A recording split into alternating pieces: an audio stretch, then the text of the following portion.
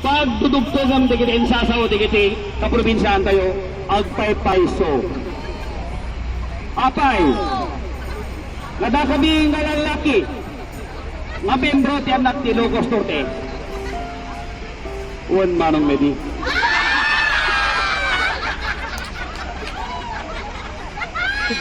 Nakaya mi ngornusen ti bagbagini. Apay, nada kayo nga babae.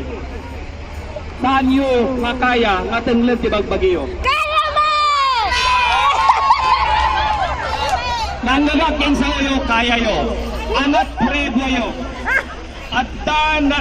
Adda naging successful nga grupo nga naikamang iti babae nga grupo ti Ilocos Norte awan. Mano nga tawanan nang rugipay di dekada 80 nga inrugrugiyo. Awan tinakita nagmamayan na kasabi nga pinagibagbagkat na kami nga taganak ti Ilocos Norte.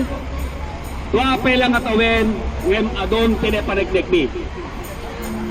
Naipanagnek kunami haan nga iti inaadot kwartami.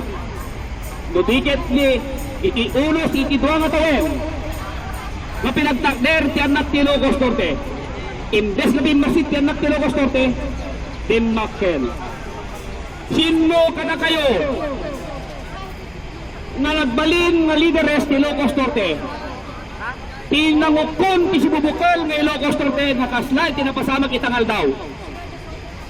Awan. Iso nga dito'y nga napasamak na daw. Inak, idi, Dito yung kapetsa.